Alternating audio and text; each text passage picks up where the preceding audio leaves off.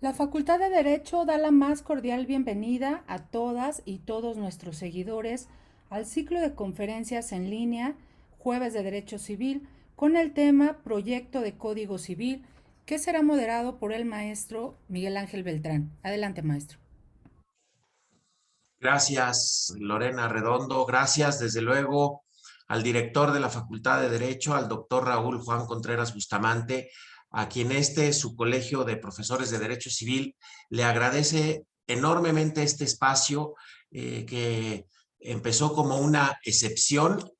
Cuando empezó la pandemia, quisimos, durante los primeros días en que se cerró la facultad, dar una conferencia un jueves. Esto fue a iniciativa de nuestra querida maestra Amada Gaitán, y después otro jueves, y así sucesivamente, y esta es la cuarta temporada de los Jueves de Derecho Civil, que hoy inauguramos con muchísimo gusto y con un tema por demás interesante. Yo recuerdo a mi querido maestro, y hoy puedo decir con mucho orgullo, amigo Jorge Alfredo Domínguez Martínez, que nos decía en clase y después lo publicó: pobre de nuestro Código Civil, víctima de olvido y de maltrato. Pero como el maestro no se queda solo en la crítica, sino procede a la acción, se dio a la tarea de reunir a excepcionales juristas del ámbito jurídico, valga la redundancia, mexicano, para elaborar un proyecto de nuevo Código Civil para la Ciudad de México. Y es por eso que nos reunimos hoy aquí, su servidor Miguel Ángel Beltrán Lara, el doctor Jorge Alfredo Domínguez Martínez, el maestro Vicente Solís Arana, el maestro Ángel Gilberto Adame, el maestro Marco Antonio Sánchez Gómez y el maestro Emilio González de Castilla, todos ellos, salvo yo, miembros de la comisión que redactó y que sigue modificando este proyecto de Código Civil para la Ciudad de México, que es importantísimo, que marcaría un hito en la tradición jurídica mexicana. Y no me resta más que darles la bienvenida a todos ustedes, a nuestros ponentes del día de hoy. Y Vicente Solís, te solicito tomes la palabra para que vayamos moderando esta reunión. Bienvenidos a todos y es un gusto estar nuevamente con todos ustedes. Aprovecho para desearles a todos un gran inicio de semestre. Muchas gracias. Muchas gracias, Mike. Pues comenzamos, por fin en casa. Me gustaría comenzar con el doctor Jorge Alfredo Domínguez Martínez. Doctor, ¿por qué un nuevo Código Civil? Bueno, pues muy buenas tardes a todos. A ver, maestro, en realidad, como bien lo apuntó el maestro Beltrán, se trata de un Código Civil para la Ciudad de México. Resulta que, como es del conocimiento de todos nosotros, es un Código Civil el que está vigente, que ha tenido una historia muy accidentada, está por cumplir 100 años, primero con un ámbito un ámbito espacial doble de aplicación, federal, es decir, en materia federal aplicable en toda la República. Después los territorios federales desaparecieron y ya nada más quedó en materia local para el Distrito Federal. Y en fin, muy manoseado, muy maltratado, es una realidad, especialmente del año 2000 para acá, ¿verdad? De tal manera que eso nos hizo pensar a quienes estamos presentes y a alguien más, ¿verdad? A otros más, el emprender la tarea que nos llevó 2 años, casi 2 años y medio de reuniones semanales constantes y que afortunadamente logramos lo que quisimos. Creemos que la Ciudad de México necesita un documento moderno, ágil, tomador de las experiencias, y eso es lo que estamos presentando. Doctor, un extraordinario ejercicio académico. En cuanto al código, ¿se modificaron o se actualizaron las instituciones? Yo creo que se puede pensar que ambos resultados. El derecho civil es un derecho de actualidad permanente. Entonces, no es el caso de modificar simplemente por modificar. En lo jurídico no hay nada que sea objeto de descubrimiento. Se hace lo que, como evoluciona lo jurídico y particularmente lo civil, con su prosapia, con su tradición, etcétera, es a base de ir puliendo las instituciones. No se trata de revolucionar. Entonces, en realidad, ciertamente hay innovaciones, hay actualizaciones, hay adaptación de las corrientes que prevalecen en la actualidad y eso es lo que presentamos. Por lo que se refiere a los autores, a las personas que integran la comisión redactora, me preguntan mucho mis alumnos, ¿quiénes son, doctor? Usted,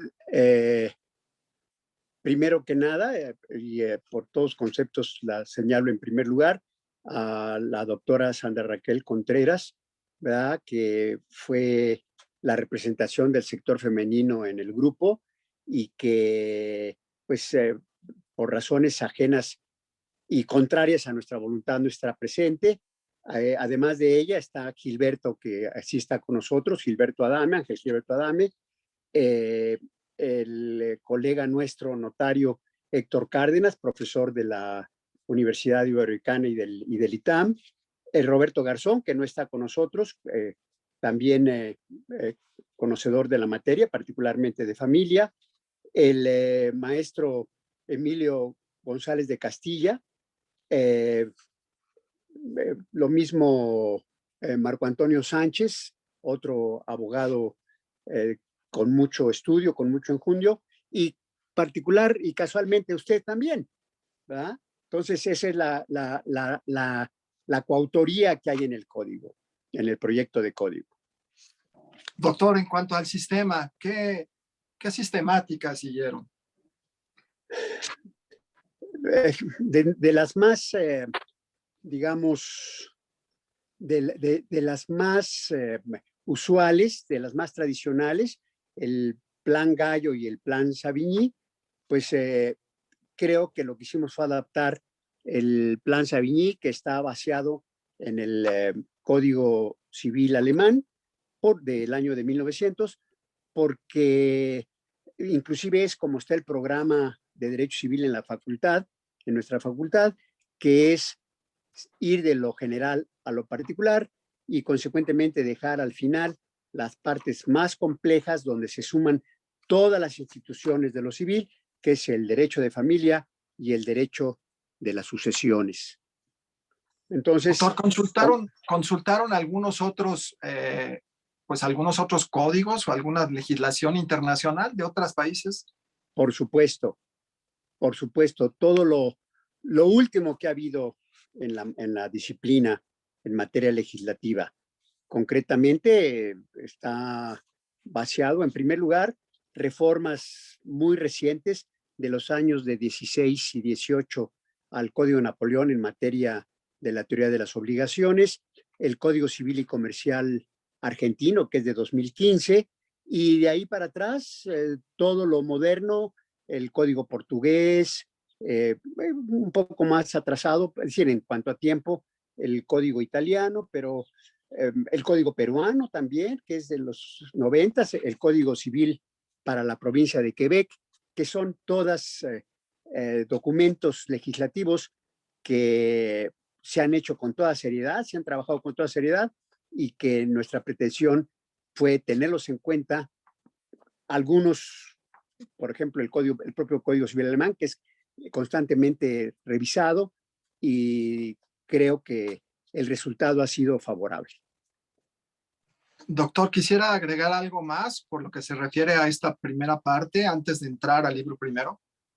Pues mire usted, Vicente, lo único que diría es que todos los abogados que intervinimos lo hicimos con la mejor disposición, sin ninguna finalidad de orden material, sino el tratar de servir tanto al foro como a la ciudad, etcétera. Trabajamos con mucha enjundia, con mucho gusto y además, como cualquier presentación colectiva, pues llegamos a la conclusión de que se trabajaría a base de decidir democráticamente en cuanto a las decisiones que se tomaran. Puede haber puntos de vista particulares, pero ha habido el respeto de todos nosotros, a pesar de pensar particularmente de manera distinta. Muy bien dicho, doctor. Si me lo permite, comenzaré con las preguntas ya para entrar al código. Veo que se conserva una sección de disposiciones preliminares. ¿Por qué? Pues creo que es una tradición de lo civil. El derecho civil es el derecho común, el Código Civil es el ordenamiento común. Si ustedes ven en esas disposiciones preliminares que tiene también nuestro proyecto, se contiene todo lo relativo a la teoría de la ley. Y es interesante cómo hoy por hoy el derecho civil continúa dentro de su contenido, teniendo regulado lo que es esa teoría de la ley. Inclusive, todas las disposiciones que se contienen, es decir, en esta pequeña introducción de disposiciones preliminares, no son para ser aplicables a la ley civil, son para ser aplicables a todas las leyes. Parece como si la Constitución política gestara y con todo ese procedimiento o proceso legislativo de iniciativa, discusión, sanción, etcétera, ¿verdad? O gestara a la ley, y cuando la ley sale a la luz, ¿verdad? Nace, ahí empieza la aplicación de lo civil. Y recordarán ustedes que en el propio Código Civil está, en los artículos 3 y 4, lo que es los sistemas de iniciación de vigencia de la ley, y todas esas disposiciones de que contra la ley no podrá alegarse de su uso, costumbre o práctica en contrario, la ley solo puede quedar abrogada o derogada por una ley posterior, etcétera, etcétera, es aplicable a todas las leyes, no nada más a las leyes civiles, ¿verdad? De tal manera que la Constitución... Disculpen la interrupción. Quiero dar la bienvenida primero a nuestro querido amigo y colega Héctor Manuel Cárdenas Villarreal, miembro de la comisión, y desde luego a nuestro querido señor director Raúl Contreras Bustamante, que hace apenas unos minutos le decía yo que a ver si nos podía acompañar, y miren, aquí está. Director, bienvenido Héctor, bienvenido señor director, te escuchamos. Gracias, Miguel. No me podía perder la oportunidad de saludar a tan dignísimos juristas y civilistas. Don Jorge Domínguez, le mando un abrazo muy cariñoso. Muchas gracias, igualmente, maestro. Ángel Gilberto, un abrazo. Ahora sí nos hemos estado viendo muy seguido. Un placer, señor director. Bienvenido a esta aula académica de la virtual de la Facultad de Derecho, don Héctor Manuel Cárdenas. A usted bienvenido. Es un honor, doctor, es un honor. Emilio González de Castilla, buenos días. Buenos días, doctor. Un gusto y un honor de participar en este foro de nuestra mejor casa de estudios en México. Muchas gracias. Le agradezco mucho su deferencia. Hermano Vicente Solís Arana, ¿cómo estás? Buenos días. ¿Vamos a transmitir algo, Lorena, en vivo? ¿Se va a transmitir el evento? Ya estamos transmitiendo en vivo, doctor. Estamos en vivo. Bueno, pues entonces hay que mandar un saludo cordial a quienes nos están viendo en vivo. Estamos transmitiendo a través de la página oficial de la Facultad de Derecho en Facebook, en este evento donde el presidente del Colegio de Profesores de Derecho Civil reinicia actividades en radio, y ahora pues en esta pandemia donde transmitimos también con imagen, para la presentación de este proyecto tan interesante y espero que tan útil para la Ciudad de México, que es un proyecto de Código Civil, un proyecto de un nuevo Código Civil que se ha elaborado con la experiencia, con la fortaleza académica, con el conocimiento de la práctica notarial y de muchos años sumados por 4 autores que están aquí presentes para fortuna de quienes nos están viendo, y a quienes saludo nuevamente, a don Jorge, a don Héctor Manuel Cárdenas, Ángel Gilberto Adame, Emilio González de Castilla y también a Vicente Solís Arana. Solamente quise aceptar la invitación de mi presidente de mi colegio para estar esta mañana con ustedes. Saludar con mucho afecto esta nueva era de las actividades del colegio, del poderoso Colegio de Profesores de Derecho Civil, que estoy seguro que estará trabajando siempre con el entusiasmo como lo ha venido haciendo. Y pues simplemente decir que vamos a aprender todos de cuál es la visión, cuál es la propuesta que hace la academia, no solamente la Facultad de Derecho de la UNAM, sino están sumadas distintas casas de estudio de excelencia que han hecho de este proyecto algo tan interesante que el gobierno de la ciudad, entiendo, lo está estudiando y están viendo la factibilidad de que pudiera llegar a ser discutido, pues ahora creo que por el nuevo congreso que habrá de instalarse en unas cuantas semanas. Les mando un abrazo. Miguel, muchas gracias por la invitación. Felicidades a todos los autores del proyecto y de este libro que ya está circulando y desear el mayor de los éxitos y las suertes a este proyecto que creo que es una aportación muy importante y que sería de gran utilidad para quienes vivimos en la Ciudad de México. Muchas gracias. Gracias, director. Gracias por tu apoyo, por estar siempre permitiéndonos estos espacios y bueno, por impulsar este importantísimo proyecto de Código Civil. Y te seguimos escuchando, Vicente, por favor. Muchísimas gracias. Gracias, hermanito, por estar aquí. Doctor, estamos con el libro primero de este proyecto. ¡Qué extraordinario! Incluyeron los atributos de la personalidad. ¿Qué me puede contar? Mire usted, Vicente, lo único que se quedó en el tintero hace unos minutos fue el que la lesión que está contenida en el Código Civil actual dentro de esas disposiciones preliminares se trasladó a lo que es la teoría general del contrato y que creemos que ese es su lugar adecuado. Bien, respecto del primer libro, del libro primero, correspondiente al derecho de las personas, ciertamente por la depuración que ha venido trayendo la doctrina, pues en el orden habitual de su exposición académica, se contienen y se regulan los atributos de las personas. Claro, obviamente que la parte correspondiente a los atributos de las personas físicas es de un contenido mucho más abundante, porque la regulación de los atributos de las personas morales se lleva a cabo por remisión, por referencia a lo de las primeras, esos primeros sujetos jurídicos. Así, la capacidad como, digamos, el atributo madre, ¿verdad?, porque de ella depende, es el atributo condicionante de todos los demás, ¿verdad? La capacidad tiene su sitio. El libro comienza precisamente por señalar cuál es la situación del inicio de la personalidad jurídica del sujeto. Nos inclinamos por hacerla, pero remontarla al momento de la concepción de hasta su muerte.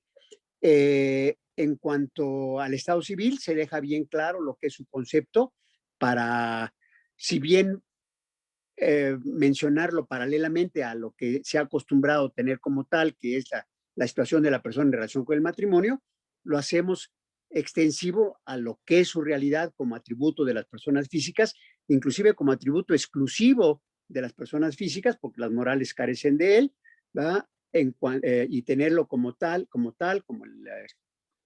el Estado civil, la situación jurídica que guarda un sujeto en relación con los miembros de su familia. Del nombre, por ejemplo, bueno, del patrimonio no se diga, nos circunscribimos al aspecto estrictamente económico. Llegamos a la conclusión de que todos esos puntos de vista del patrimonio moral y los derechos de la personalidad, etcétera, son extrapatrimoniales en cuanto a los atributos mismos, independientemente del lugar que les corresponde bien ganado dentro de la teoría general de lo civil. El nombre, tomamos en cuenta también lo que es las innovaciones en cuanto a que los apellidos serán en el orden que lo establezcan o que lo decidan quienes llevan a presentar al recién nacido o al registrable, ¿va? Pero no como está en el código actual, en el sentido de que será el juez del registro civil el que decida ese orden si no se ponen de acuerdo, sino que en última instancia se somete a un sorteo, ¿va? A la suerte, para que sea eso lo que decida, con todas las consecuencias de que el resto de la prole tendrá los mismos apellidos, etcétera, pero sí que sea algo más consistente que la mera decisión del juez del registro civil. Y particularmente a propósito del domicilio, pues también seguimos la teoría general en el sentido de que se trata de una circunscripción territorial políticamente determinada y no simplemente un número de una casa y una calle, independientemente de que le damos cabida a la posibilidad de que en muchas ocasiones la ley tiene como domicilio esta última situación.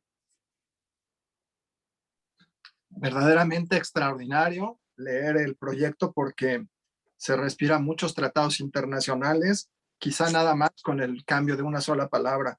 Veo que ya no se menciona incapaz, que ahora se utiliza discapacitado. ¿Por qué, doctor? Bueno, en realidad tratamos de ordenar nuestras ideas de acuerdo con las corrientes y con las mociones que últimamente se han dado. En realidad los conceptos jurídicos fundamentales no cambian. Llámesele como se le llame, existe esa aptitud para ser titular de derechos y obligaciones, que es la capacidad que en algunos lares se le conoce como capacidad jurídica, en otros, como somos nosotros, proveniente del punto de vista o del idioma francés y de la legislación francesa, capacidad de goce, e inclusive por lo que se refiere a la cuestión de que si es incapaz, de que si es incapacitado, etcétera, llegamos a la conclusión de que hay que distinguir lo que es la discapacidad de lo que es la incapacidad de ejercicio. La discapacidad es aquella merma que hay en cuanto a la situación del sujeto en condiciones comparativamente con otro que esté en condiciones normales de desplazarse en la vida diaria y en sociedad. Discapacidad física, discapacidad sensorial, mental, intelectual, en fin. Pero de todas esas discapacidades no tienen que ver nada con la posibilidad del sujeto de actuar personalmente, que es la capacidad de ejercicio, y hemos llegado a la conclusión, para el efecto de que no sea un señalamiento que llegare a discriminar o a tratar con dureza a los sujetos, pues más que hablar de incapaz o de incapacidad, nos hemos referido a la incapacitación. Tenemos entre nosotros, incluimos la figura de lo que es el asistente jurídico, como una persona a la que se puede acudir por la persona mayor, e inclusive él mismo lo decide, para que la proteja, la oriente, la asesore y en última instancia vea por sus intereses sin que se considere que se trata de una persona que cae en incapacidad.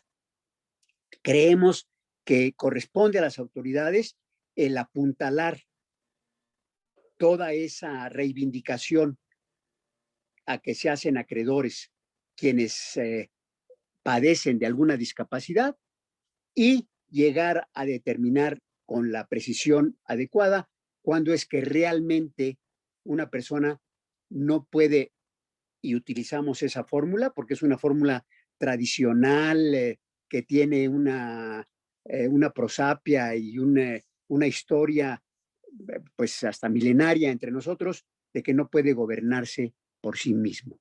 Entonces, respetamos en nuestra redacción lo que es la terminología y la conceptuación de todas esas figuras e instituciones que en última instancia no cambian. Lo que se cambiará será como se les denomine, pero sustancialmente continúan siendo como son: personalidad jurídica, capacidad de goce, capacidad de ejercicio, etcétera. Doctor, veo que en el proyecto que se presenta se separa al poder del mandato. Y entonces, ¿en dónde queda ahora el poder y dónde queda el mandato? Bueno, en realidad, lo que pasa es que en la parte correspondiente a la capacidad de ejercicio, queda claro que quien lo es puede actuar por sí mismo o por medio de apoderado. Eh, Paralelamente a lo que es la situación de quien no puede actuar por sí mismo. Y entonces ahí se dan las dos representaciones. En este último, respecto de estos últimos sujetos, la representación legal, y respecto de la persona con capacidad de ejercicio, la representación voluntaria mediante el poder.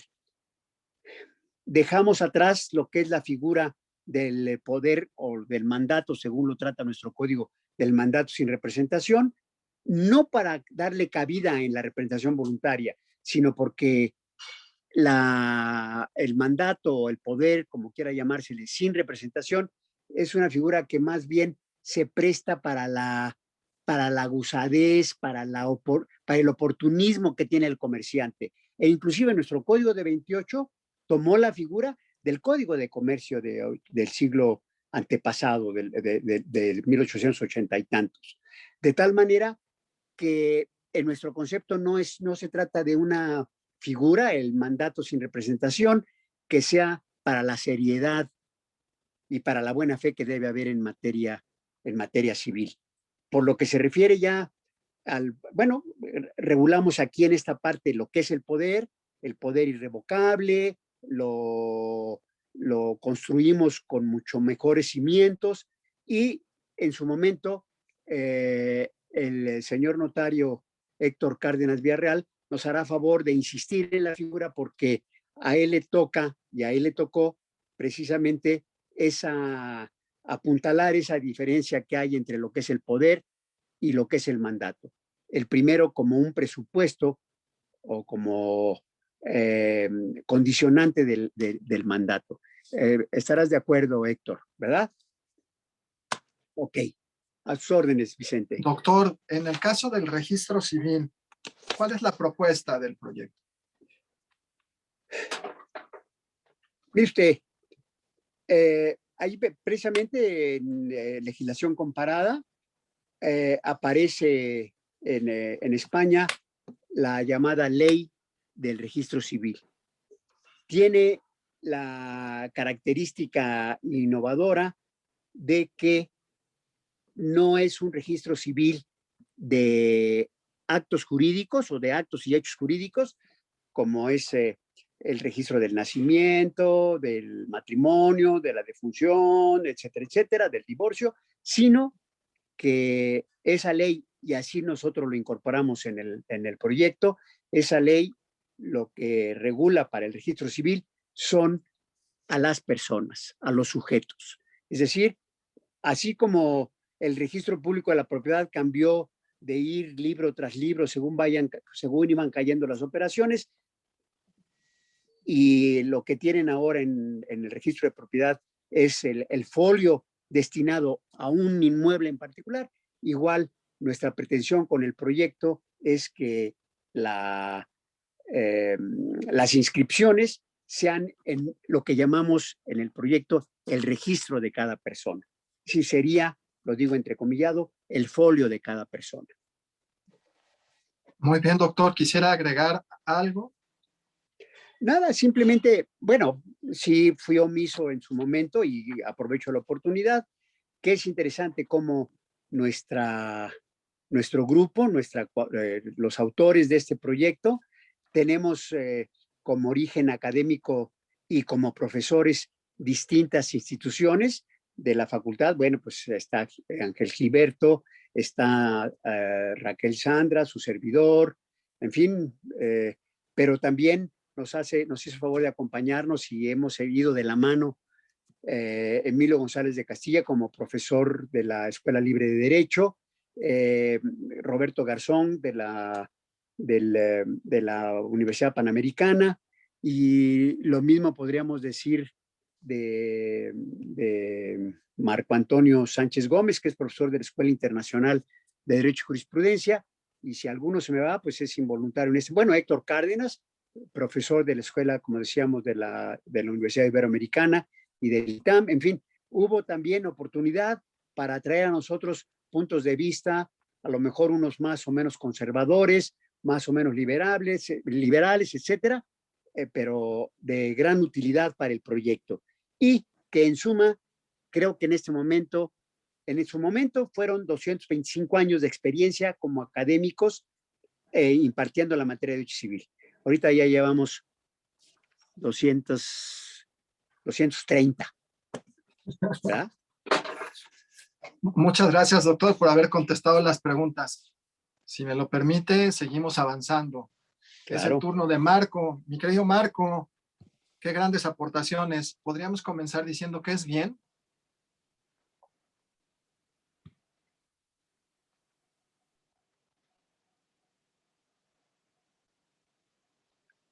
Creo que se fue, ¿verdad?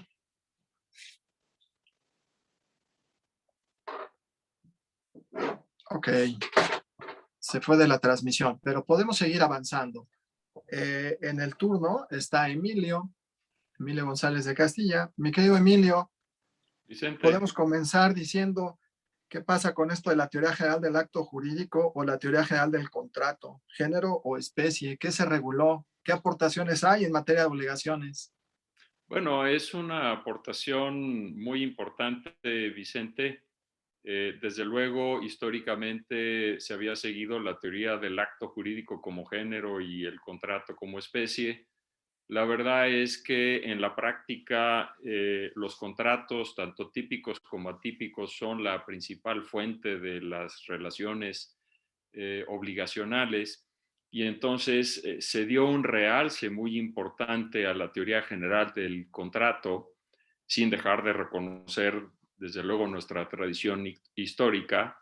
Y se dan todos estos principios de esta fuente contractual, de tal manera que se optó por desarrollar esta teoría general del contrato, porque se considera que es la fuente hoy por hoy principal de las relaciones jurídicas entre particulares, de tal manera que tenemos un panorama ahora mucho más claro, porque se regula la fuente que desde el punto de vista práctico es la más relevante. Así que pensamos que fue la mejor orientación en este proyecto, Vicente. Desde ese punto de vista, ¿le decimos adiós al convenio?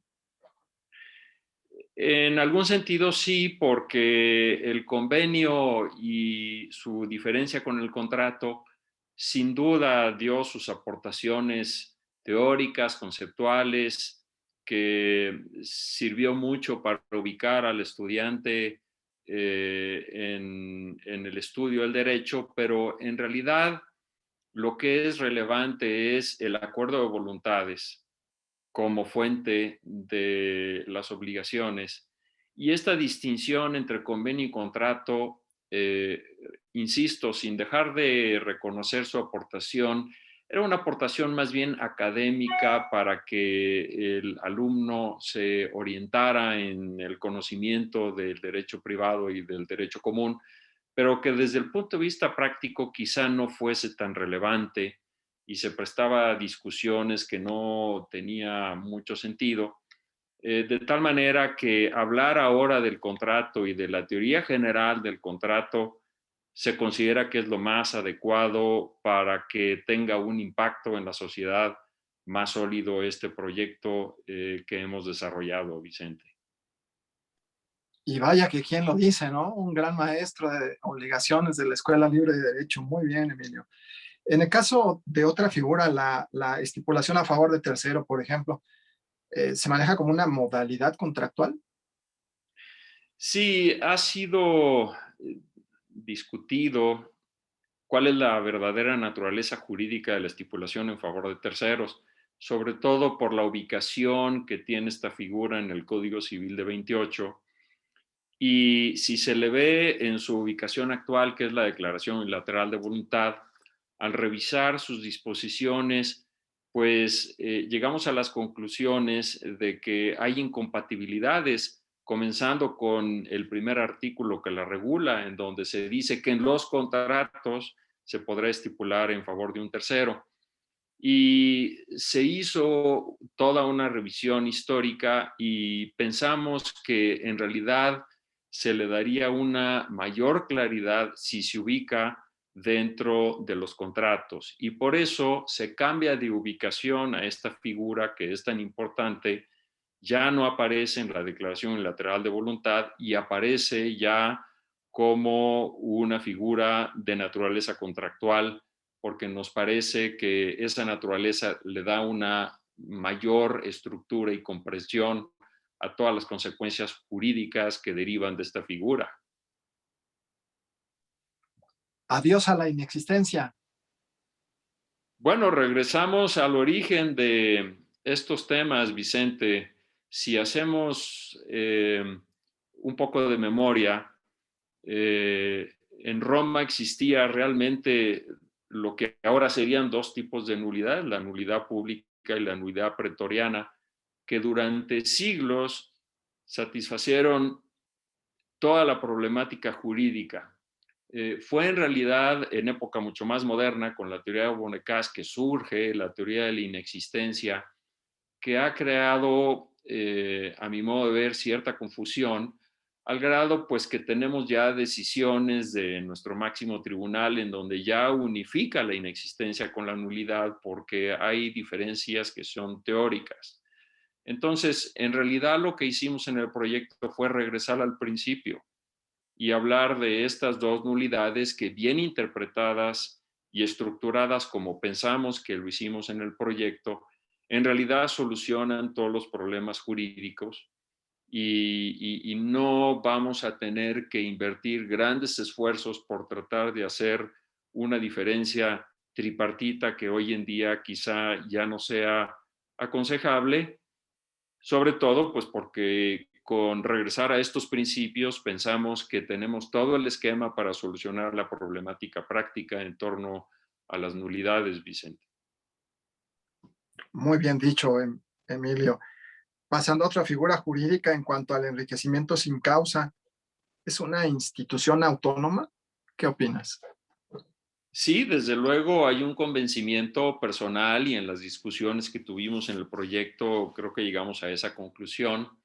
En realidad está ubicada el enriquecimiento sin causa como si fuera un género de una especie que es el pago de lo indebido, mal llamado pago de lo indebido, pero esta es una evolución que se desprende de su ubicación geográfica. Sin embargo, si hacemos un repaso del origen histórico del enriquecimiento sin causa, nos damos cuenta que en realidad, sobre todo a la luz de la jurisprudencia francesa, implica en realidad una acción de último recurso. Y si es una acción de último recurso, quiere decir que entonces no es un género que tenga varias especies, sino que hay que agotar lo que ahora se considera que son las especies, y si estas especies no dan ninguna orientación, entonces se tiene un enriquecimiento sin causa o ilegítimo, y pensamos que por esa razón es una institución autónoma, independiente, de último recurso, y así se debe de interpretar y ver de acuerdo con el proyecto de código. Qué interesante, Emilio. Pasando a otra institución, en cuanto a la responsabilidad extracontractual por ilícito, ¿qué se aporta en este proyecto de código? Pues en realidad se aporta mucha claridad, no solamente en la responsabilidad por el hecho personal, sino en el tema de la responsabilidad por el hecho de terceros, de las cosas y de los animales, de tal manera que se recoge un lenguaje que hace más dúctil entender esta figura, pero sobre todo en el tema de la responsabilidad patrimonial del Estado, después de la reforma de la Constitución que habla de la responsabilidad objetiva y directa, no se tenía muy claro cómo trabajaba la responsabilidad objetiva y directa a la luz de la ley especial y de la posible responsabilidad subjetiva del Estado.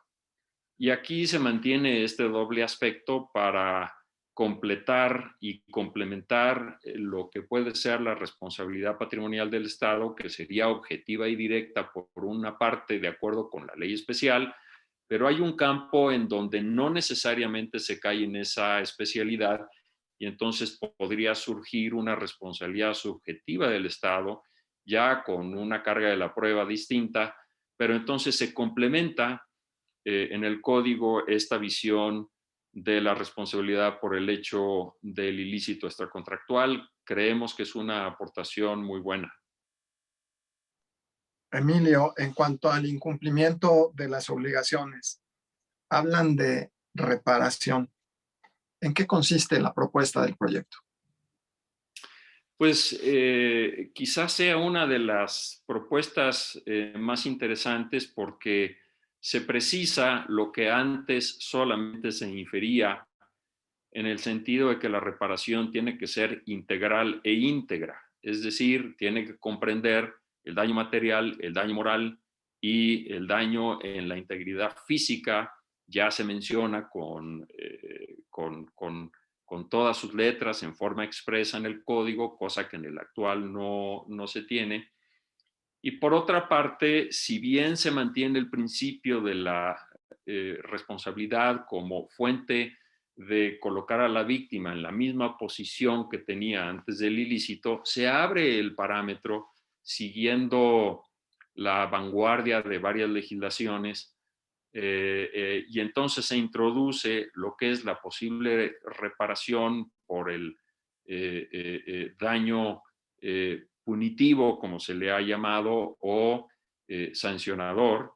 Y por otra parte, la responsabilidad que puede derivar de la pérdida de oportunidad, que son dos capítulos que se han abierto en el proyecto que vienen a complementar la responsabilidad y sobre todo se da la orientación de que el pacto de no responsabilidad ya no es factible precisamente porque iría en contra de un derecho humano fundamental, que es que toda víctima tiene un derecho a ser reparado. Entonces, la modificación en este campo es importante en el proyecto y creo que sería un gran avance para la Ciudad de México. Emilio, desde luego que tratar de pensar en 10 minutos para hablar de obligaciones es más que imposible. Les pediríamos a las personas que amablemente nos siguen en esta transmisión que adquieran el libro que ya está editado. ¿Quisieras agregar algo? Pues solamente agregar que se pretendió recoger lo mejor del código actual y manejar un lenguaje que le da una actualidad a las diferentes instituciones del derecho a las obligaciones, sobre todo en materia de las condiciones, que el texto actual resulta ser parco y en ocasiones incongruente, en materia de solidaridad, que es un tema muy complejo. Se buscó una redacción que le da pues toda una orientación y una integración que creo que va a facilitar mucho su estudio y su aplicación en un futuro, Vicente. Creo que hay grandes aportaciones, no solamente en materia de obligaciones, sino en todas las demás materias que mis estimados compañeros de esta aventura han desarrollado. Creo que es un proyecto que vale mucho la pena. Muchas gracias. Creo igual, Emilio. Gracias por contestar mis preguntas. Seguiremos avanzando de acuerdo al programa. Nos toca hablar ahora del libro cuarto del proyecto, que es en materia de contratos, y entonces toca el turno a Héctor Manuel Cárdenas Villarreal. Héctor, gracias por estar aquí. Maestro de maestros, no solo de la Ibero, sino de muchas universidades, escuelas, incansable, expositor nacional. A todos lados a donde me invitan, ahí estoy, Vicente, con mucho gusto y particular gusto y cariño en este proyecto. Y un honor estar hoy en la máxima casa de estudios a través del Colegio de Profesores de Derecho Civil, como le comentaba al doctor Contreras. Así es que, pues a tus órdenes. Pues nos gustaría saber en materia de contratos cuál sería en términos generales la propuesta para los contratos, a reserva de que hagamos algunas preguntas ya en especial. Por favor. Seguro. Mira, En materia contractual, al igual que lo hicimos con el código en general, ya lo comentaba el doctor Domínguez en la parte introductoria, tuvimos la intención de conservar en la mayor medida posible el texto actual y las disposiciones actuales y los contratos, en este caso diríamos típicos, regulados o nominados, como denomina la doctrina, que actualmente existen. Independientemente de que pudiéramos pensar que tal vez algunos de ellos hayan caído en desuso, pero la verdad es que no nos atrevimos a derogar ninguno de los contratos que hoy están regulados en el código vigente, por varias razones, y algunas de ellas ya las daba el doctor Domínguez. Finalmente, son las regulaciones actuales producto de una evolución histórica de 20 siglos que han recogido todo tipo de experiencias, en un principio, como todo el derecho, experiencias de carácter humanas y luego de carácter técnicas y luego de carácter judiciales, y que nunca podremos estar seguros de que la falta de vigencia tal vez en este momento de alguno de los contratos regulados fuera permanente. Es decir, vivimos en tiempos tan cambiantes en todos los sentidos, que en cualquier momento alguno de los contratos que podríamos pensar que están en desusos por una nueva práctica pudiera resultar aplicable, ¿no? Pues simplemente a manera de un muy breve y simple ejemplo, a lo mejor podríamos pensar que el contrato de hospedaje regulado en el Código Civil ya es un contrato que está regulado y superado en gran medida por disposiciones de carácter administrativas y de otra índole, pero pudiera ser que hoy, a través de las nuevas plataformas y figuras que existen de estos arrendamientos de corto plazo, por llamarlos de alguna manera, a través de las plataformas, como mencionaba, que existen, pues al carecer de una reglamentación, porque la mayoría de ellas no las tienen, pues probablemente de manera supletoria les podría resultar aplicables las disposiciones del código en materia de hospedaje, ¿no? Simplemente por mencionar un ejemplo. Entonces, recapitulando en ese sentido, si ustedes revisan los alumnos, los contratos nominados que contiene el proyecto del Código Civil, probablemente les llamara la atención encontrarse con algunos contratos que podrían pensarse o considerarse que ya están en desuso, como mencionaba yo, el contrato de hospedaje, por las razones comentadas, o podría ser también el contrato de aparcería, ¿no? Bueno, pues ¿a qué tipo de aparcería nos podríamos estar refiriendo en la Ciudad de México? Y no podemos perder de vista, por más que seamos abogados y maestros y ejerzamos el derecho en una zona tan urbana como la Ciudad de México, que a pesar de lo urbana que es, pues todavía hay grandes extensiones territoriales en la Ciudad de México, en algunas de sus alcaldías, como son Tlalpan, Xochimilco, Milpalta,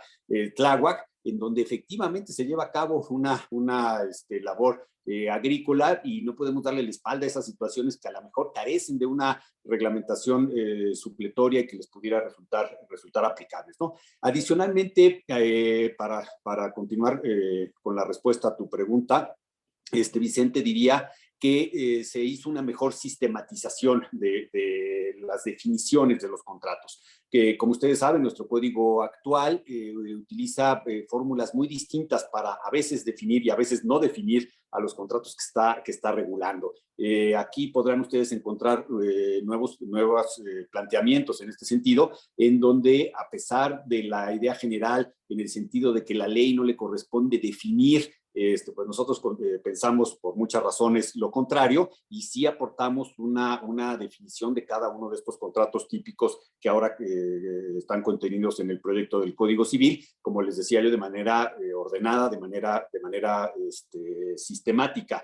Otra cosa en materia contractual, en términos generales, aplicable a muchos de los contratos, es una revisión en cuanto a los requisitos de forma. Y más que hacer un replanteamiento en requerir mayores formalidades para ciertos contratos, o a la inversa, disminuir las formalidades que el código actualmente establece, en ese sentido tampoco consideramos que habría que ser innovadores, ¿no? El código actual reconoce con mucha validez las distintas características de cada uno de los contratos, y ha establecido, y creo que lo hace bien en términos generales, cuándo deben de ser consensuales y cuándo deben de ser formales. En este sentido, como les decía, no hay una modificación de que estemos generando formas nuevas para algunos contratos que no las tenían, o que estemos suprimiendo formas que actualmente la ley requiere para ciertos contratos. Lo que sí se hizo es una actualización en cuanto a montos, ¿no? Como ustedes saben, el Código Civil, bueno, pues de 1928, muchas de las disposiciones relativas a la forma de los actos jurídicos de los contratos que regula no han sido sujeto de actualización. Lo fue por ahí hace ya muchos años y también medio desactualizado en materia de mandato, pero hay otros que el mejor ejemplo me parece de este desfase en cuanto a los montos que señala el Código Civil es el contrato de donación. Ya la compraventa fue revisada hace algunos años y ya se establecieron mecanismos de actualización. Antes, como ustedes saben, veces de salarios mínimos. Hoy eso está superado por las unidades de medida y actualización. En la compraventa se ha actualizado, se ha revisado históricamente, en el mandato también, pero un contrato tan importante y de tanta vigencia como el de donación no ha sido objeto de revisión en ese sentido. Y curiosamente, los alumnos se recordarán muy bien, porque seguramente tú se los enseñaste muy bien, la forma que requiere el actual código para el contrato de donación, en donde solo las donaciones de menos de 20 centavos, por ser pesos nuevos, de aquellos que se convirtieron en el 93, solo de menos de 20 centavos pueden ser verbales, lo cual además va totalmente en contra de la práctica cotidiana. Y deben de constar por escrito aquellas que vayan en un rango de 20 centavos a 5 pesos, y las que tengan un valor superior a 5 pesos de hoy en día deben de constar en escritura pública. Bueno, pues evidentemente que es insostenible esos parámetros. Se hizo una actualización muy importante en ese sentido, no solo para convertirlos a unidades de medida y actualización, que sería totalmente insuficiente, sino además para establecer nuevas, en ese sentido, nuevas cantidades mucho más reales, ¿no? Podría seguir hablando más de algunos otros cambios, Vicente, pero creo que le restaría tiempo a algunos otros de los cuestionamientos que quisieras hacerme a propósito de contratos. Y me adelanto y estoy espero respuesta a algunas de tus otras inquietudes. Si tú me dices en materia contractual cuál es la propuesta, pues una de las propuestas principales que sí implica una modificación de 180 grados a lo que hoy regula nuestro Código Civil, precisamente ya lo comentabas tú con el doctor Domínguez, es esa escisión que estamos haciendo en la regulación entre mandato y poder, que, bueno, nada más de este tema en particular podríamos haber destinado toda la charla de hoy y aún así sería insuficiente. Pero bueno, esa estructuralmente hablando creo que es una modificación de muchísima relevancia y de muchísima utilidad. Terminar con esta confusión que ha producido tanta doctrina y tantas clases que hemos dado enseñándoles a los alumnos que, aunque el Código Civil los confunde de manera muy importante, pues en realidad son dos figuras esencialmente distintas y por lo mismo deben de tener una regulación esencialmente distintas, ¿no? Todos aprendimos, todos sabemos que en el caso del poder es una declaración unilateral de la voluntad y que el mandato es un contrato. Ese, digamos, que es su diferencia de origen, pero hay muchas otras más que pudiéramos comentar. Pero inclusive el poder como tal ya no está dentro del libro de los contratos, ya lo mencionaban hace rato. Es una de las formas de otorgar la representación, que es de la esencia del poder, y no así lo había sido de la esencia del mandato como un contrato, ¿no? Entonces, bueno, en ese sentido se presenta esta propuesta en donde se mejora considerablemente la regulación existente para el poder y la regulación existente para el mandato.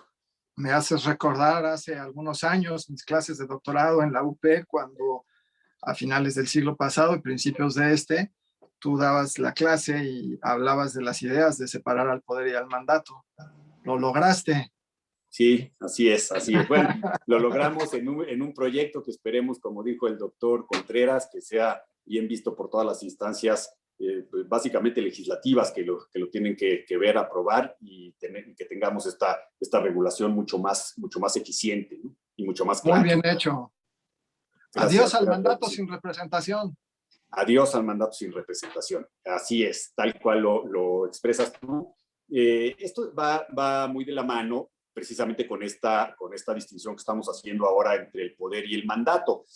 Todos recordarán que el origen, en última instancia, el origen de la confusión actual en nuestras leyes civiles de toda la República y de muchos otros códigos, no solo de mexicanos, entre el poder y el mandato, pues es el antecesor de todo lo nuestro en materia civil, o de buena parte de toda nuestra legislación actual, que es el Código Civil francés, en donde pues hay que decirlo y hay que reconocerlo con toda la humildad con la que me tengo que referir al Código de Napoleón, pues que lo hizo de manera inadecuada.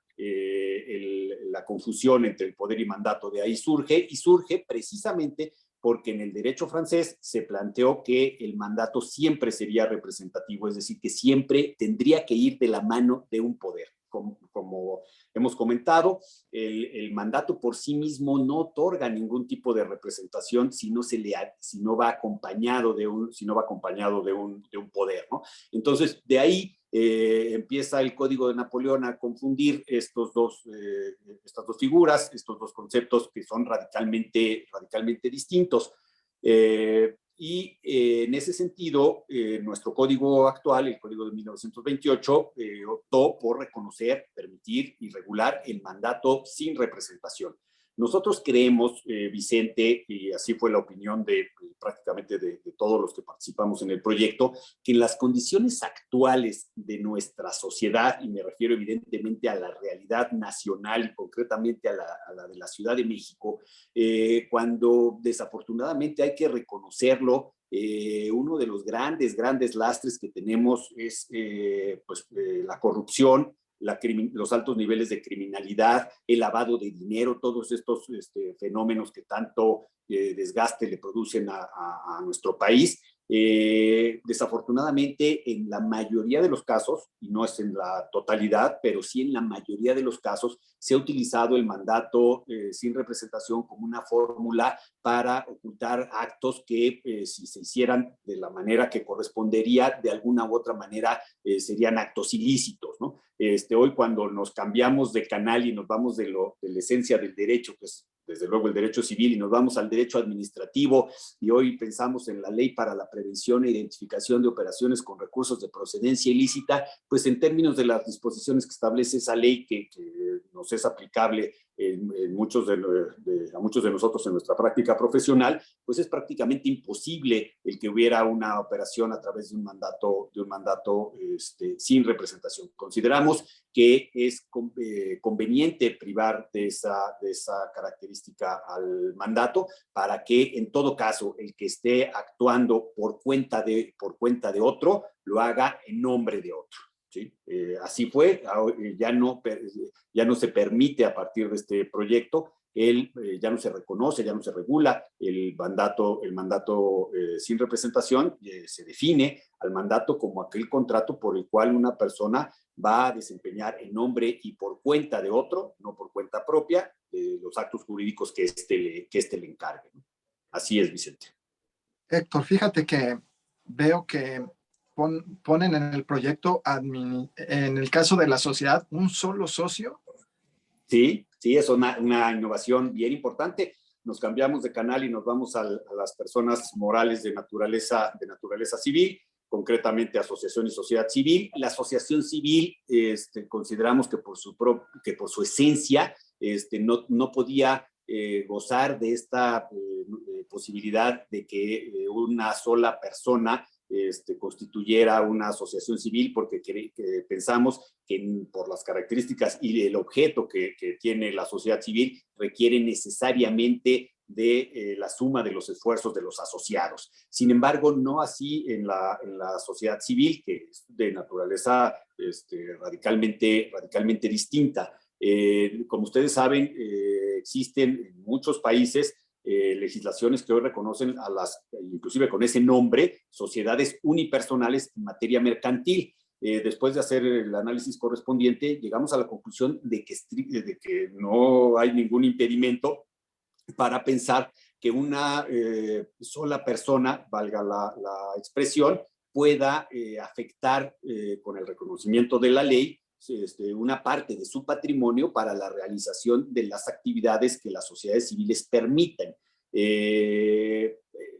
Buscamos, por otro lado, también el terminar con las simulaciones que hay en la práctica, ¿no? ¿Cuántos casos sabemos de sociedades civiles en donde en realidad son los intereses, los recursos aportados, el trabajo aportado de una sola persona, pero que como existe ese requisito de que tienen que ser por lo menos 2 socios, pues hay un socio de relleno, ¿no? Actualmente las sociedades civiles, bueno, pues se han desarrollado, han crecido en materia de prestación de servicios profesionales, es, digamos, la estructura corporativa para la prestación de servicios profesionales en términos generales más adecuada. Y las sociedades civiles hoy encontramos que grandes organizaciones con un interés, digamos, de carácter económico, no especulativo, pero sí económico, operan a través de esta figura. Y finalmente lo que se logra, pues, es una afectación en donde yo no estoy comprometiendo la totalidad de mi patrimonio a la prestación de servicios profesionales, sino una parte de mi patrimonio que aporto a esa sociedad. Tradicionalmente se ha cuestionado si el concepto sociedad cabe con el de la unipersonalidad, y en alguna época se discutió en el extranjero que probablemente el nombre más correcto no era sociedad unipersonal, sino empresa unipersonal. Aquí obviamente no cabría el nombre de empresa, la sociedad civil, pero hoy en el extranjero esa es una discusión que ya está superada y se ha optado por el nombre que da la identificación que se busca, que es la sociedad, aunque no necesariamente hay un fenómeno de asociación en la sociedad, ¿no? Pero consideramos que existe la posibilidad técnica y que es reconocer algo que en la realidad sucede, pero que se evade a través de simulaciones. Fíjate que mis alumnos me preguntan mucho, ¿fusión? Sí. ¿Escisión? ¿Transformación? Sí. Sí, también es reconocer lo que, como comentaba hace rato, hoy hay sociedades civiles aquí en la práctica, con una actividad muy importante, grandes despachos, prestadores de servicios, hay firmas internacionales de toda índole, en materia de consultoría en general, además en muchos otros temas, pero estas grandes consultoras que agrupan a un montón de socios que eventualmente también se ven inmersas en fenómenos similares a los de una sociedad mercantil por lo que se refiere a los intereses de los socios y de las formas de estructurarse y de las formas tal vez de dividirse y de las formas de asociarse entre ellas, ¿no? Por eso hoy nosotros pensamos concretamente en el tema de la fusión, al no estar prevista en la ley, pues me parece que no podríamos hablar de una fusión de 2 sociedades civiles y entonces se tiene que recurrir a otras figuras jurídicas, pero que en el fondo verdaderamente los intereses de esas 2 personas morales serían los que corresponden a una fusión y la hacemos, bueno, no como fusión, integraciones de grandes estructuras que están organizadas en sociedades civiles que se han dado en la práctica, ¿no? Y su fenómeno inverso, que es la escisión igualmente, cuando un grupo de socios o simplemente 2 socios deciden dividirse y no quieren liquidar la sociedad o no quiere uno simplemente retirarse, sino llevarse una parte del activo, pasivo y capital de esa sociedad civil, pues no vemos impedimento técnico alguno que no permitiera el que fuera a través de una escisión. Pues realmente hablar de contratos igual que con obligaciones es inmenso para tan poquitos minutos. Nuevamente a todos los que nos escuchan les hacemos la invitación para que adquieran la obra, el proyecto de Código Civil, para que vean mucho más a fondo todas estas ideas que hoy escuchan. Héctor, ¿quisieras hacer alguna otra aportación? Quisiera hacer muchas, Vicente, pero licenciado Adame está ahí esperando su turno y cada vez frunce más el ceño como en señal de que ya me apure. Entonces lo único que hago es agradecerles nuevamente a todos y darte la palabra para que don Gilberto nos pueda enseñar todo lo que sabe. Muchas gracias por contestar mis preguntas. Pues seguimos avanzando. De acuerdo al programa, le toca al libro quinto del proyecto, y volveríamos con el doctor Jorge Alfredo Domínguez Martínez. Doctor, ¿el proyecto protege a la familia?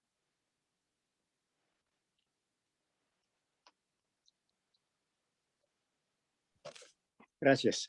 En realidad, el proyecto toma para sí todos los conceptos que han evolucionado en materia familiar.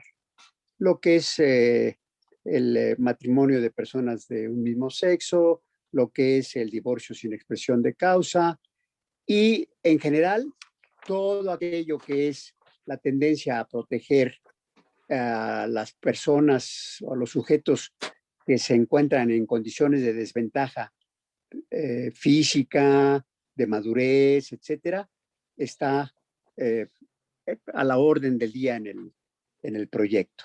El interés superior del menor y, en general, el interés superior de todas aquellas personas que por situación de dependencia se encuentran en condiciones de menor autosuficiencia comparativamente con quienes sí las tienen.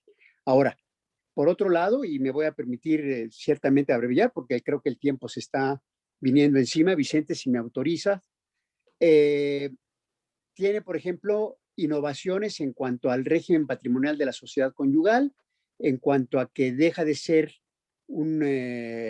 la confusión aquella de que si es una sociedad de gananciales, de que si es una copropiedad, etcétera, y llegamos a la conclusión de que se trata de un patrimonio común en el que cada uno de los miembros, cada uno de los socios, cada uno de los cónyuges conserva sus derechos exclusivos de propiedad, los derechos reales, pero el otro miembro tiene derechos de crédito en contra del que es titular de los derechos reales y se somete al resultado de una cuota de liquidación.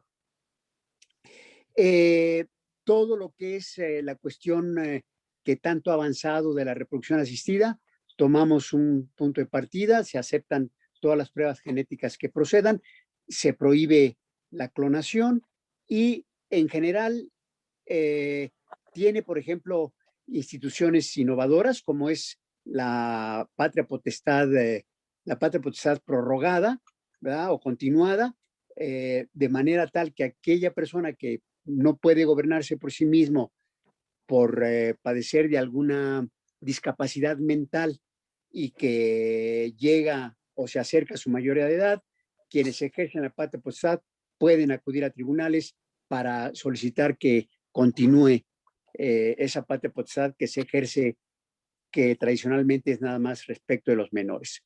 Y muchas otras arreglos en cuanto, porque hay que reconocer, como lo dije en un principio, que en materia de familia, pues sí han salido muchas ideas que totalmente rompen con el esquema, ¿verdad?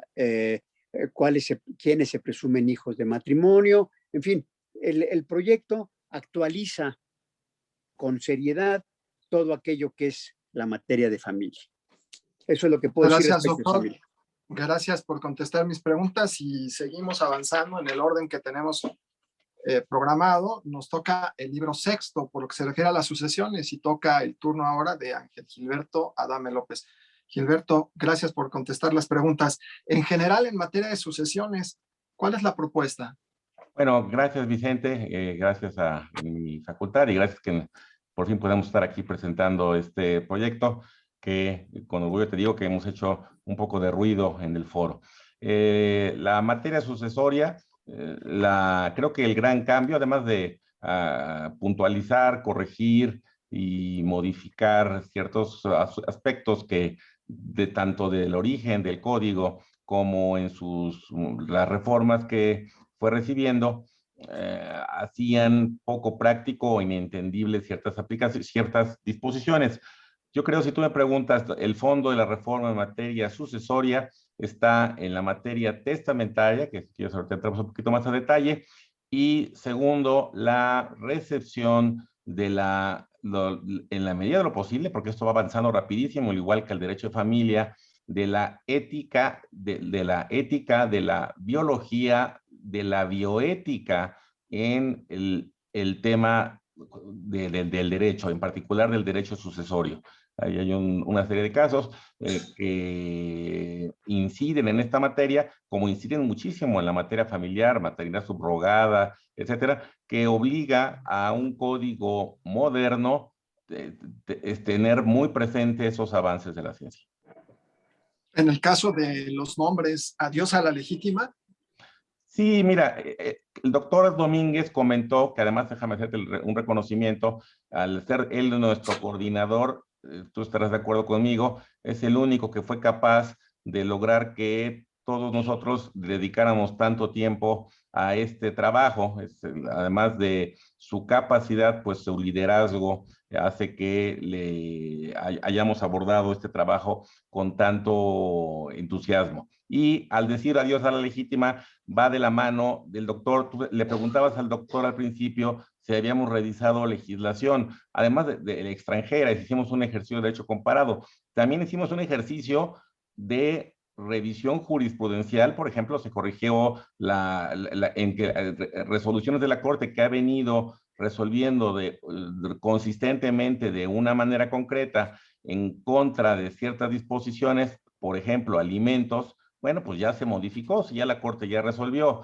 Entonces, uno, se tuvieron en cuenta disposiciones de la Corte. Y dos, pues esta pregunta que me la haces, que quizá también va de la mano con la definición de herencia, también tuvimos muy en cuenta las críticas o aportaciones que a lo largo de la historia han hecho los grandes maestros y muchos de la Facultad de Derecho. Por ejemplo, en el primer artículo del libro sexto, el 2331, recuerdo muy bien la crítica que hace, tan mordaz, como porque así era él, y qué bueno, de don Ernesto Gutiérrez y González, de la definición de herencia. La definición de herencia que está actualmente en vigor habla que se transmiten los bienes de la persona, y critica en su libro de sucesiones don Ernesto Gutiérrez el tema, pues cómo puede tener un patrimonio quien ya no vive. Entonces, bueno, hasta eso revisamos, lo teníamos presente, corregimos la definición. Si estuviera por aquí don Ernesto, pues estaría contento, o por lo menos tendría que quitar, tiene que hacer Raquel alguna corrección a ese libro, porque esa crítica, pues si nuestro código sigue caminando muy bien, pues ya no hay materia. Y va de la mano también con ese mismo, el tema de los legados. Hay varias disposiciones en materia de legados que varios autores han criticado. En particular esa de que cuando toda la herencia, está vigente al día de hoy, cuando toda la herencia se distribuye en legados, se considerará a los legatarios como herederos. Literal, conforme a nuestro sistema jurídico, se vuelve inaplicable porque es materialmente imposible saber al momento de la apertura de la sucesión si toda la herencia el testador la distribuyó en legados, porque falta hacer el inventario, y el inventario se hace hasta que tienes concluida la primera sección, cuando determinas quiénes tienen derecho. Eso esas cosas que parecieran solo de corrección de redacción, en la práctica pueden generar o generan problemas. Y entonces también tuvimos mucho cuidado. Es decir, hoy sí puedo yo distribuir toda mi herencia en legados, pero tal como se resolvió ahora, pues hay un camino expedito que no rompe el procedimiento sucesorio si eso sucediera. En el caso de los testamentos, ¿cuál es la propuesta de bueno, aquí creo que fuimos un poco, en estos meses, en este tiempo de pandemia, creo que un tema recurrente en la prensa ha sido algo que ya es un fenómeno que hemos ido avanzando como sociedad, pero no hemos logrado romper todavía esa inercia. La gente, mucho por falta de información, entonces estos foros sirven para eso. No testa, y a veces el no testar, no necesariamente, porque bueno, si uno no testa y era su voluntad dejarle sus bienes a sus 3 hijos, bueno, pues no hay mayor problema porque se siguen las reglas de la intestamentaria. Pero si era otra su voluntad, pues estamos en un problema. Él pensaba que eran otras sus ideas y no testó, pues estamos en un problema. Y las estadísticas reflejan que tanto en la Ciudad de México como a nivel nacional, el porcentaje de gente que tiene capacidad para testar y no lo ha hecho sigue siendo muy alto, a pesar de los cambios que ha habido a lo largo de la historia en el Código Civil. Bien sabes tú que antes se requerían 3 testigos que no fueran parientes de los beneficiarios en el testamento y que estuvieran juntos con el testador en el mismo instante y momento. Entonces, lo cual lo hacía muy complejo. Eso hace ya un buen rato que desapareció del código. Y bueno, a pesar de eso, la gente no testa. Se da la pandemia y se desata una pequeña tormentilla en la prensa y quizá también lo retoma el Congreso local, en el sentido de que mucha gente que falleció por COVID, ¿no? Nunca se dieron las estadísticas, pero se dijo que mucha gente que falleció en COVID no pudo hacer su testamento, no tanto porque el notario no acudiera al lugar, a los hospitales, sino porque si una persona que estuviera enferma de COVID, quisiera hacer testamento, pues los que no nos dejan entrar son los doctores o el grado de contagio. Y entonces se discutió y ya incorporaba nuestro proyecto antes de la pandemia la posibilidad de un testamento por medios remotos. Un testamento, si lo quieres llamar así, virtual o extraordinario. ¿En qué sentido digo que fuimos una especie de profetas? Porque en paralelo ya está aprobada en el Pleno del Congreso una reforma que introduce en términos muy similares la propuesta que está en el código. Lo único que falta es la publicación en el diario, en la Gaceta Oficial. Ok, eso está en el proyecto, pero además nos convenció el doctor, o me convenció a mí, los más quizá estaban de acuerdo, de que las instituciones jurídicas que están reguladas en el código no necesariamente tienen que desaparecer por su no uso. Si hay el esfuerzo de años y más en muchas materias en materia civil de construir en la figura, nada justifica el que no se use, no pensar, uno, en eliminarla y dos, buscar, en su caso, revitalizarla. Y entonces, si el pretexto para no testar es que los notarios me caen gordos y no los soporto, porque hoy, recordemos que mientras no entre en vigor esta reforma, que también, por cierto, adelanto, esta reforma que ya está aprobada en pleno y la que estaba en nuestro proyecto, a fuerzas involucra al notario, el doctor Domínguez con esa apertura nos convenció, con esa generosidad, bueno, no soporto al notario, entonces regresamos a la idea original de la comisión redactor del 32 de abrir opciones para testar, es decir, que incluyen opciones para testar sin notario o para testar de manera secreta, pero hicimos un esfuerzo, repasamos el por qué en su momento estos testamentos desaparecieron y creemos que en nuestro proyecto ya solventamos las causas por las cuales estas modalidades desaparecieron. Entonces, recuperamos estas figuras tratando de resolver, esperemos que lo hayamos logrado, las condiciones que en su momento justificaron su derogación. Derecho al olvido, Gilberto. Eso está muy interesante, Vicente, y gracias por tocar el tema.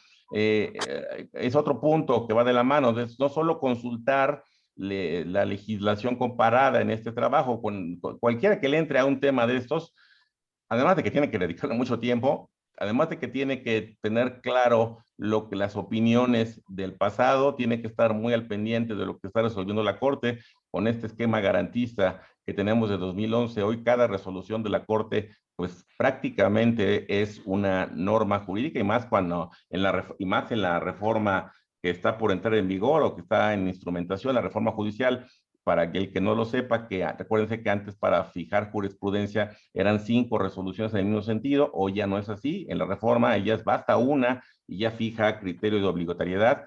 Y si la resolución además es una jurisprudencia en el sentido de que cierta norma viola derechos humanos, como por ejemplo ya sucedió en el 450 de la fracción segunda que tenemos hoy vigente, está declarado inconstitucional en el Código Civil, de tal manera que las declaraciones de interdicción y de tutela en este momento están suspensas en el Código, en los tribunales, esperando que nuestro proyecto trata de resolver este tema. Es decir, comento esto por la importancia la trascendencia que están teniendo ya las resoluciones de la Corte. Y tú me hablas del derecho al olvido. Esto es además estar muy atento del debate jurídico que se está teniendo en los lugares donde el derecho, entender que el derecho no es lo que sucede en la Ciudad de México. Hace un buen tiempo en Europa se viene discutiendo esta figura de derecho al olvido en varios sentidos, Vicente. Una regulación concreta, una norma marco al día de hoy no se tiene, pero el tema va al siguiente. ¿Qué tanto hoy, el día a día, hoy nos están grabando? Esto, para bien o para mal, la tontería que yo pude haber dicho aquí se está quedando grabado y se va a quedar en alguna videoteca. Poco a poco las bibliotecas o las videotecas van a empezar a tener la misma importancia que las bibliotecas. ¿Por qué? Porque cada vez estamos generando más y más testimonios visuales, pero tenemos otra costumbre, los seres humanos, y más los que somos migrantes.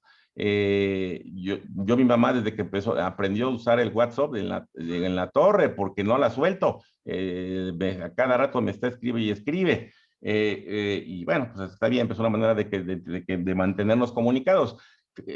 Cosas que hace 15 o 20 años, pues yo empecé a trabajar,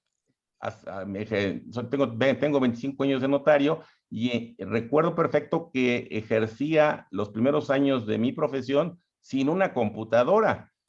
Hoy se me hace totalmente imposible. En ese tenor, al usar una computadora, al mandar un correo electrónico, al guardar archivos en una computadora, al abrir una red social, vamos creando y vamos dejando rastros de nuestra vida. Y la gran pregunta de este derecho al olvido, Vicente, que aquí hay algunas respuestas en el código, es un tema para seguir estudiando. ¿Qué tanto se vale que cuando yo me vaya de este mundo, esa vida que fui sembrando digitalmente, puedo yo decidir, quiero que se vaya conmigo? Por ahí va un poco el derecho de olvido, que conculca dos derechos. Vamos a suponer que estuviéramos hablando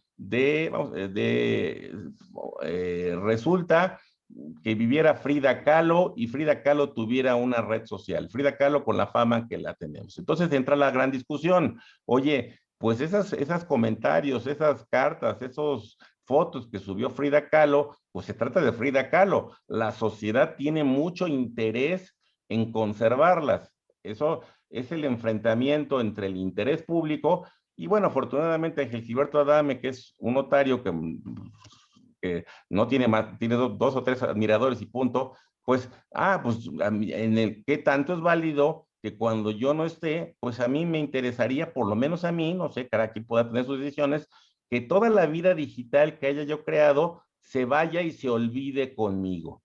Ese es el gran debate que está de cómo y bajo qué herramientas, y conciliando ese interés público en función del personaje y del particular, hasta dónde sí y hasta dónde no podemos borrar esta vida que vamos creando.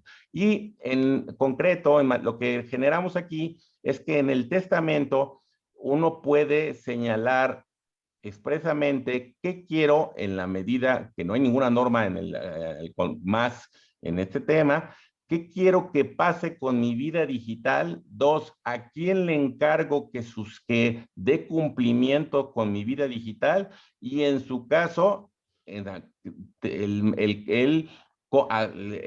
doy la guarda y custodia, utilizando esa palabrita, de algo quizás ya se volvió más importante que mi propia cartera, mis contraseñas, porque hoy con unas contraseñas se puede hacer maravillas con una persona. Por ahí va, y creo que el proyecto bueno, toca y genera y entra y pone al país en un debate que lleva ya algunos años, pero es muy moderno en la Unión Europea.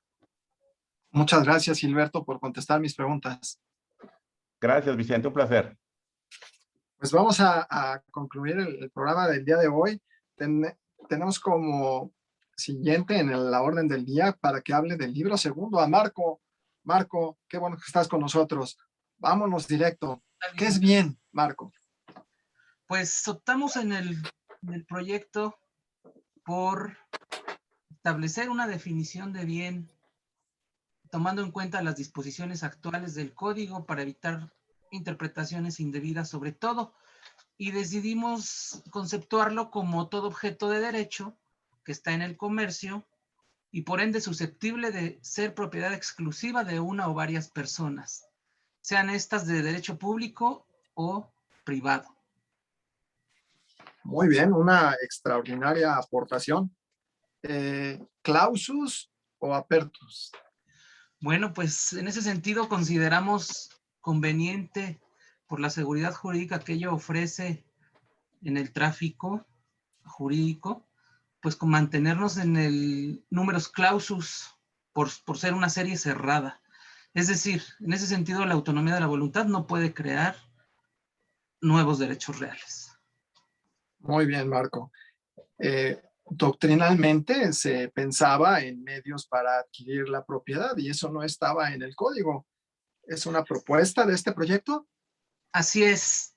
Consideramos también de gran importancia que justamente en el título relativo a la regulación de la propiedad estableciéramos los medios reconocidos por la ley para adquirir esta. ¿Por qué? Porque ofrece una gran seguridad jurídica para las personas que no son, que no están familiarizadas con el derecho y no tuvieran ese desconocimiento porque la propia ley no lo señalara. Y en ese sentido, bueno, pues enumeramos los 10 medios por los que se puede adquirir la propiedad conforme a lo que tenemos actualmente en nuestra regulación, que serían el acto jurídico, la usucapión, la accesión, la ocupación, la sucesión por causa de muerte, el supuesto también de la fusión y la escisión en las sociedades, tomando en cuenta que también ya se las podemos permitir conforme al proyecto en las civiles. Un supuesto nuevo que surge de la fusión de predios cuando estos son pertenecientes a distintos propietarios y resultados que quedarán en copropiedad, también lo estamos considerando como un medio para adquirir la propiedad. Y por último, lo relativo a la adjudicación, a la expropiación, y un nuevo supuesto también, o que por lo menos queda establecido de una manera clara, que es la aceptación en el caso de que opere el abandono en los términos también establecidos en el Código Civil. En la copropiedad, una manera de terminar con ella o de librarse de ella por parte de alguno de los copropietarios, pues es precisamente ese abandono, ¿no? Así que resulta muy interesante y práctico esto. Qué grandes aportaciones, Marco. En caso de la accesión, ¿es posible que se tenga propietario del terreno y propietario de las construcciones? En ese punto en particular, para mejorar o para aportar un nuevo instrumento de inversión y además porque se ha venido presentando en la realidad con frecuencia, establecimos una excepción al principio de que quien siembre, plante o edifique en un terreno ajeno, dependiendo si es de buena o mala fe, pues tenía que pagarse uno a otro, ya sea el terreno o ya sea la construcción. En el proyecto del código estamos planteando entonces la posibilidad de que haya un convenio en ese sentido para que cada quien conserve la propiedad, bien sea del terreno o de las construcciones. Ese convenio debe tener la formalidad de ser en escritura y además de ser inscrito en el registro público. Y consideramos también pertinente establecer que para el caso de que alguno de los dueños, ya sea de las construcciones o del terreno, decida enajenar, el otro tendrá un derecho del tanto, con lo que quedaría pues bien regulada esta situación que se presenta en la práctica en la actualidad. Pero que además es una gran aportación del proyecto. Muy bien, Marco. En el caso de la usucapión o prescripción. Pues actualmente está regulada la prescripción en dos modalidades, que es la adquisitiva y la extintiva. Nosotros optamos para claridad y para pues una mejor estructura en el código, dejar solo el título de prescripción para la extintiva y además trasladarlo al libro correspondiente a las obligaciones. Y conservamos la regulación de este medio de adquirir la propiedad, pero ahora con la denominación de usucapión, en el que no hubo grandes reformas, pero sí tiene una nueva estructura. Se vuelve, parece fácil, pero se vuelve una extraordinaria aportación del proyecto. Así es. Qué bien. En cuanto al registro público de la propiedad, ¿cuál es la aportación, Marco? Ese es otro gran acierto que el doctor Domínguez, como nuestro coordinador, pues nos compartió a todos, y fue el de crear un nuevo libro solo para registros públicos, como libro séptimo de nuestro proyecto, y en él efectivamente se regulan lo que es el registro civil, el registro de deudores morosos alimentarios y el registro público de la propiedad. En cuanto al registro público de la propiedad, pues las disposiciones tanto del Código Civil como de la ley registral y de su reglamento, en la actualidad son innovadoras y han dado un muy buen funcionamiento. Entonces, realmente no hicimos grandes cambios, se respeta lo actual por la manera en que se está llevando a cabo en la práctica. Pues en realidad muchas aportaciones, Marco, también en este libro segundo. ¿Quisieras agregar algo más, Marco? Pues nada más decir, para finalizar, que otra de las cuestiones importantes y que valdría la pena precisamente que adquieran el proyecto para que puedan estudiarlo un poco más a fondo, es que dentro del libro de los bienes compilamos también la regulación de los derechos preferenciales. Y ahí vamos a encontrar una regulación muy detallada, pero ya en su conjunto, de lo que es el derecho del tanto, el retracto y el derecho de preferencia por el tanto. Muy bien, muy amable por contestar mis preguntas, Marco. Al contrario, prácticamente con esto llegaríamos al final del plan de trabajo para esta presentación, y por lo que se refiere a mí, quiero volver a insistir que este proyecto fue integrado por la doctora Raquel Sandra Contreras López, el doctor Jorge Alfredo Domínguez Martínez, el doctor Roberto Garzón Jiménez, el maestro Ángel Gilberto Adame López, el maestro de maestros Héctor Manuel Cárdenas Villarreal, el maestro Emilio González de Castilla del Valle y el maestro Marco Antonio Sánchez Gómez y su servidor. Fue verdaderamente un privilegio haber trabajado con ustedes, una gran experiencia, y verdaderamente, lo comentábamos la vez pasada, encontré todavía más secretos del Código Civil, que me está escuchando mi querida amiga Amada del Carmen Gaitán, que ya me puso fecha para participar nuevamente con ustedes. Mi querida amiga, gracias por la oportunidad. Mike, muchas gracias por la oportunidad. Sé que nos están viendo muchos maestros, lo cual les agradezco mucho. Y también, por primera vez, se incorporan a estas transmisiones la Universidad en España, en Madrid, Carlos III, a través de su Departamento de Derecho Civil. Les agradecemos mucho. Mike, cedo micrófonos. Gracias. Amada, quisiera una breve participación de tu parte. Tenemos poco tiempo porque comentaba al inicio de esta sesión que esto surgió con una idea tuya de dar una conferencia un jueves porque había pandemia. Por favor, Amada. Muchas gracias. Pues antes que nada, agradecer pues la confianza que me tuviste como presidente del colegio para que esto pudiera funcionar. No hubiera funcionado si tú no me hubieras tenido la confianza, si Vicente no me hubiera apoyado, si no contara yo con el apoyo de todos y cada uno de los profesores del colegio, este sueño no sería una realidad, y como bien decías en alguna ocasión, una realidad que ya se quedó. Sí, como una buena costumbre, parafraseando a nuestro querido maestro Vicente Solís Arana, pues qué bueno que está ahora la Universidad de España. Bienvenidos, los esperamos jueves a jueves, tenemos la participación, no solamente ya de profesores del colegio, sino que incluso ya estamos teniendo, como lo están viendo en este momento, invitados especiales. Por supuesto que les agradezco infinitamente el que puedan participar con nosotros, están invitados a seguir participando.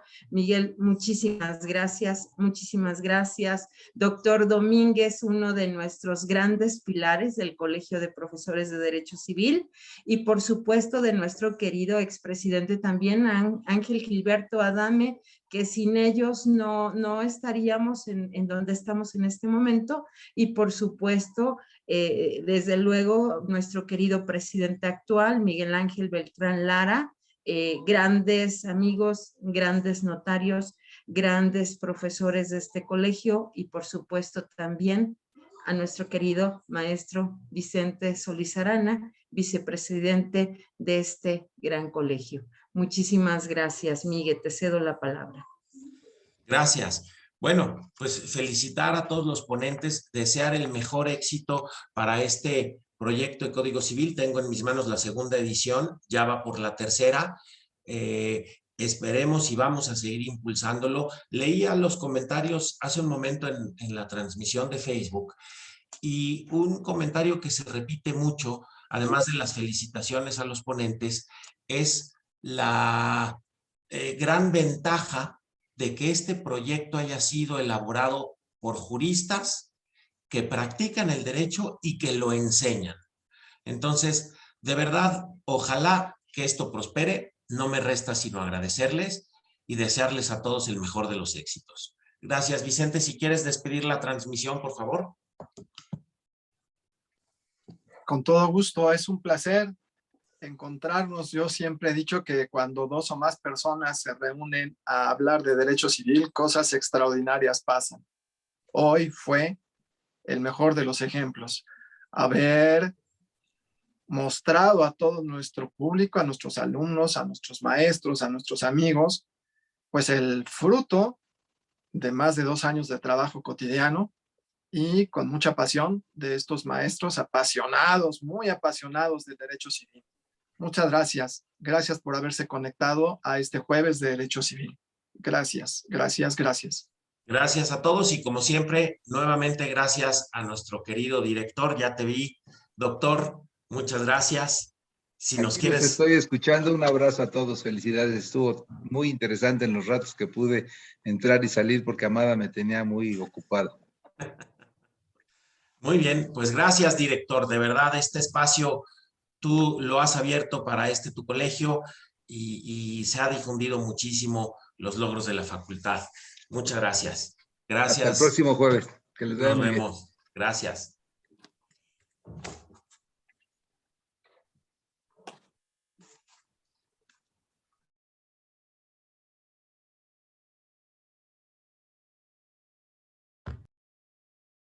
Muchísimas gracias, como siempre, Alicia, Desiree, Lore. Infinitas gracias. Vamos a seguir trabajando entonces con esta misma liga para esta 4ª temporada, entiendo, ¿verdad? Sí, maestra. Okay. Excelente. Muchas gracias, mis Hasta niñas. luego, Como maestra. siempre, son maravillosas. Cuídense mucho. Y de verdad, Gracias, hasta cuídense luego, mucho, maestra. ¿eh? No se me vayan a descuidar, por favor.